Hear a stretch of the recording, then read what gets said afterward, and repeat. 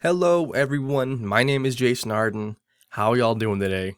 Thanks for tuning in. Today I'm going to be talking about my community service experience through the PowerPoint, so let's get right into it. We're going to do a quick little overview first. Where did I do my community service?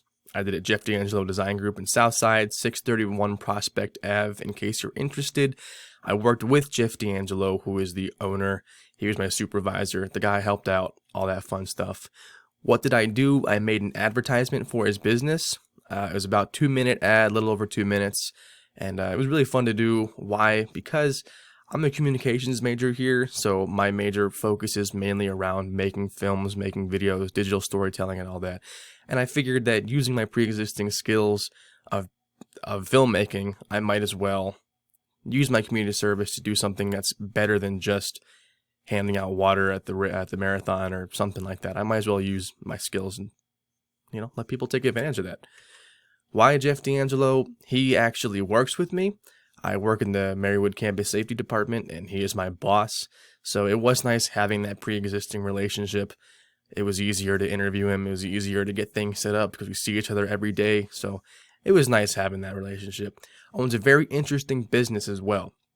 He owns a prop shop down there in Southside, and we'll get into the video later on, but he owns a prop shop that rents out his props, and it's really cool. So it was nice to be able to get down there and do something cool. Very good person to be around, very creative and inspiring. Of course he is. And being that he's in the prop business where he has to rent out his props, during COVID he had a hard hit and I wouldn't say he was struggling, but he was having a rough go at it. So a free advertisement that didn't have any money out of his pocket that was decent would probably help him greatly, and he seemed to appreciate it. So let's talk about the setup. I worked with a partner, and our first step was to figure out what questions you're going to ask. We figured it was going to be like a documentary style advertisement where Jeff does most of the talking, if not all of it, and we just have B-roll over it with some cuts to him, just so it's not our testimonial, it's him talking about his business more so. After that, we had to plan out what kind of B-roll we were going to get. B-roll is basically just the video over the video, in a sense. It's all the extra videos, so this is mostly shots of the props and all that fun stuff. I'll talk about it later again. And then the third step would be how to relate both of those together, so taking what he says, his answers to the questions, and relating it to the video of the B-roll. We also had to make sure we had all the necessary equipment and find a date that we were all available, because we couldn't do it if one of us wasn't there, obviously. On-site work. So a few days after I told Jeff that we planned our date, he told us that he was going to have an event for Eyewitness News down in the Mohegan Sun Casino. Unfortunately, my partner was not available, so I ended up going alone. This was a really interesting event because he set up the entire prop department. It was for sports, so we had all the different sports down there in this giant room with all these people. It was really cool to be down there, I'll be honest. And so I got a video of that we could use for the advertisement. And then once the interview day came, which was the 30th of November, we did one last preparation and headed down there. Once we got there, we did the interview immediately because that's the thing I was most nervous for, if I'm being honest. I'm not like that kind of, I don't really ask questions so much, but we had the questions down, so it went smoothly. It worked out. I asked the questions, as I said. My partner filmed it, and Jeff sat there and answered the questions, and we filmed him answering the questions so we could use it for the actual advertisement. Then after that, we went around. We got our B-roll in the shop, which is mostly just videos of his props, videos of his office, and whatnot. And before we left, we made sure to get some extra information just in case we needed to add anything in the video. I did have contact with Jeff, as I do work with him, but I wanted to make sure we got everything while we were there so we didn't have to double down, go back. Once we finished, I took everything back home and edited it pretty much immediately. Took a few hours.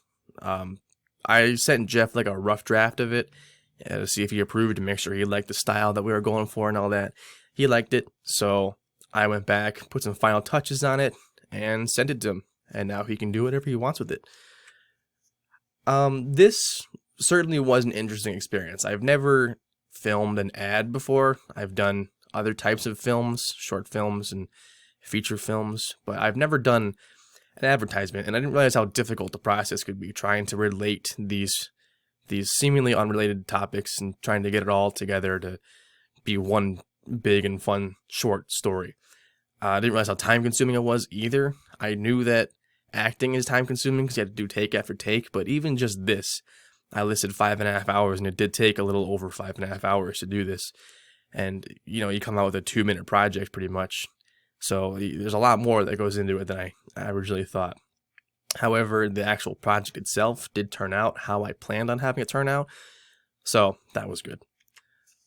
I am a very busy person. I work full time. I go to school full time, and I have a part-time job. So doing community service is difficult for me. But after seeing how much Jeff appreciated this, and I am a person that does these kind of things, and whenever I charge somebody, I always feel bad because I'm taking their money. But there's just something that makes you feel really good after you do something like this for free, without having to charge them. And you see how much they enjoy and appreciate your work. So I think I would do it again. As I said, I don't think Jeff's business was struggling so much, but it was doing hard. So it wasn't doing too great. But so seeing him appreciate the free advertisement, yeah, that goes good. So here I have the final project in itself. And before I play this, I do want to point out that we were so focused on getting this video done and having it look somewhat professional that we didn't get any pictures while we were there. So I know that was actually a part of the assignment. I want to apologize now. We didn't get any pictures of that. We were so laser focused on trying to make this video as good as possible because it will be going out into the real world, and I didn't want to sacrifice that. So do apologize for that. But here's the video. Let's get right into it. Hi, I'm Jeff D'Angelo, owner of Jeff D'Angelo's Design Group. Basically, we do theme parties, props, special events. We also do fun artwork for people. If somebody wants to do a theme party, you dream it, we theme it. The prop business I got into because I like to surround myself with my childhood, but I don't like to actually give my artwork away. I take so much time to paint it and create it. I decided, what kind of business can I do that I could keep it? And I decided, let me rent it for parties. I could do the artwork, bring it back to my studio, and keep it. Don't have to give it away. I've always liked, when I went to Disney World or Universal, people would want to go on the rides. I liked the adventure before the rides, watching the little props and the setups, and that's what I always liked. So that's what I wanted to get into. I think it's affordable because they're not paying full price for a full painting, but they're able to rent a whole package. I can go to them, I can do a small party, I can do a big party. We've done parties for 100 people, and I've done parties for 2,000 people. So we've been at houses, we've been at Kalahari, we've been at Mohegan, we've been at the Woodlands, we're all over. So we can go little and big. One person tells the other one, and and plus when I'm at a party and there's 2,000 people, that's 2,000 captive audience that looking at my prop, who did this, where can I get it? And 2,000 becomes 4,000 people, 8,000, and it keeps going. I took basically an abandoned building in Southside that was not on the tax records, and I bought the building, and this is what we did. We refurbished it and filled it with props. Since COVID and our business sort of lost 38 jobs that year, we came up with something with Cooper's. I painted people that sat at their booths so that we could do social distancing, and from that we went from doing things in their gift shops to murals on their outside walls. So they've helped during the slow time. I would say the Hollywood theme is most popular, 1950s theme, something that's been around forever and people like to dress up in that era. So I think Hollywood in the 50s are my most popular. I would just say if somebody's starting a business or has a business, just work hard and be nice to people. And that's what happens. Things will work out from there.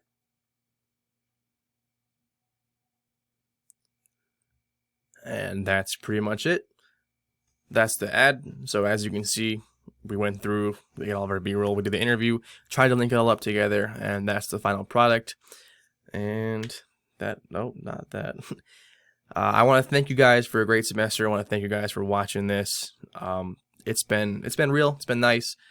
I enjoyed my time here, and yeah, don't got much else to say. Thank you very much. Have a good one.